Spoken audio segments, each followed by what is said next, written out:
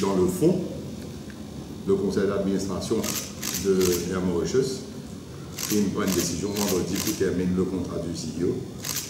On va rentrer dans le fond de l'affaire parce que c'est la prérogative du conseil d'administration de prendre une décision. Mais par contre, dans la forme, il y a énormément de problèmes quand le ministère commence à s'opérer en 2015.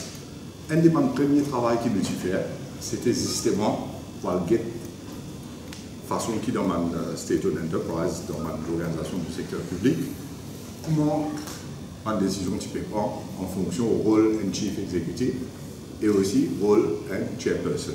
Premièrement, et dans ce qui nous trouvait un issue en ce qui concerne chairperson son rôle, qui n'a pas le droit d'interférer avec day-to-day management of the affairs of the company. Si sa décision-là, tu appliques comme un business, très probablement, tu pourrais retrouver nous dans la situation qui nous était.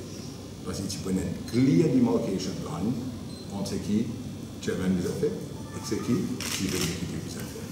Dans le staff committee, maintenant, il y a une décision qui prend. Et dans le staff committee, là, il y a aussi un membership. The committee shall consist of not less than 5 directors. C'est pas travail par board members qui viennent ici, ou un staff committee, il y a vraiment une décision comme ça, et chief executive. Là, il vient assise là-bas aussi, mais comment dire, pouvoir qu'il y ait un day-to-day management, diluted par le fait qu'il y a un board members qui passe cette liste.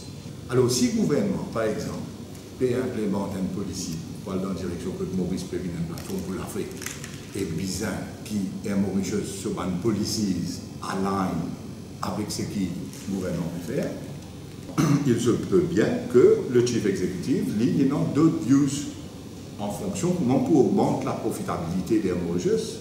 Là aussi, il y a un aspect qui touche à la bonne gouvernance, pour nous bien comprendre qu'il y a un advisor, il est là pour lui advise. Mais bien sûr, il y a un cas que un advisor, nous ne pas board. Et moi, pas parce que c'est Mauritius là. Parce que les autres cas aussi. Très souvent, nous trouvons qu'il y a un advisor, nous commence à prendre certaines initiatives, la base qui se donne certains giros, d'un cercle de pouvoir, et je pensais qui, comme quoi, je suis capable de dicter certaines choses, dicter prendre une initiative, je ne suis même pas prendre un manager. Moi, comme un practitioner de bonne gouvernance depuis des années, la bonne gouvernance, gouvernance d'entreprise, ce n'est pas trop nouveau à Maurice. Parmi la première personne probablement qui a introduit au télécom pendant les années 90, la fin des années 90, vous connaissez Mounir Redi, il fait la même chose à la State Bank. Alors, dans l'entreprise publique d'importance, qui est une compagnie privée, mais publique quand même, finalement, le concept de bonne gouvernance introduit depuis des années. Ce concept-là même a évolué au fil des années.